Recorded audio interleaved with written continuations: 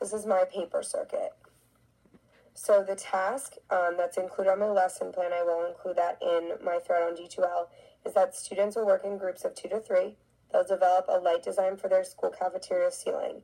The reason that this is relevant to my students right now, they have their end of the year school dance tomorrow night, right after the 8th grade promotion celebration.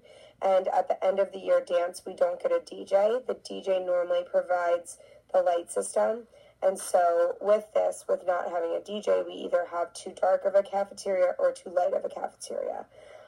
So I figured for this, my question would be, what would be a good design for ceiling lights so that students can see and are safe at our school dance, with the idea that they wouldn't walk into anything, bump into anything, but it's also not too bright because then many of them won't dance.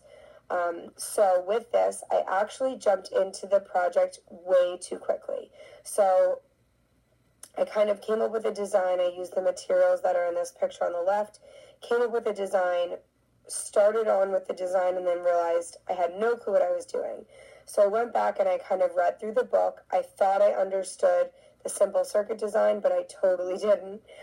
So I ended up going back through and reading really thoroughly. So after I read through the book thoroughly, I did test out the simple circuit example within the book that came with, our packet that we ordered at the beginning of the year. And then I realized for my project, it would make more sense to use the parallel circuit design. So I kind of started with the beginning of the example in the book, and then I made it my own and made it more of a spiral. The only thing I was not able to do, that if I was one of my students, I would have had the opportunity to do, I don't have access to my building over the weekend, so I wasn't able to go and measure out anything in the cafeteria, the length, the width, height, anything like that. But that is something that I would expect my students to do in their plan, to figure out the proportional relationship between their model and the actual size of the cafeteria. So for Create, I did mostly follow the design I had come up with. At the end, in here, if you can see, I had to cut in a little bit when I realized that I wasn't going to have enough material to follow the entire design. And that was, again, because I had jumped into the project too quickly at the beginning. And if you look here, I did cut a slit out of the box, and you can see within the entire shoebox, the box was turned away from the natural light in my house so that didn't interfere with the light inside the shoebox. And you were able to see inside, and it was probably a little bit brighter than it needed to be. So some improvements I would make is that if I had access to more materials, I could make a better version.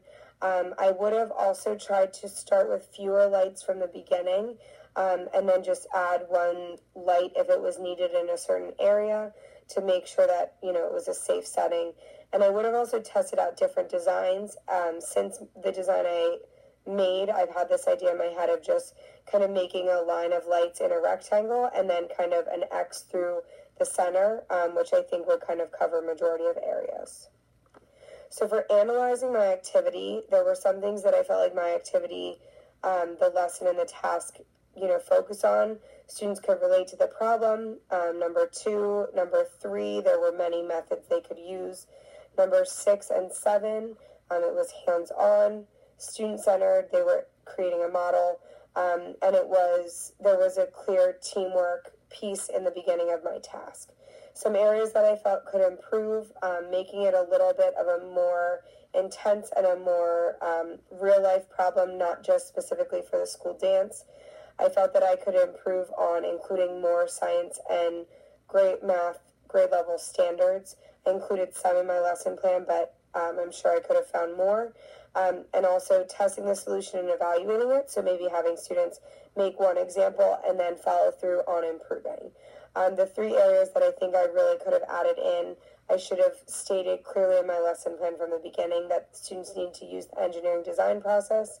I could have included a research piece so that technology was very clearly evident from the beginning, and also making sure that there was a presentation component where students had to kind of communicate how their project turned out.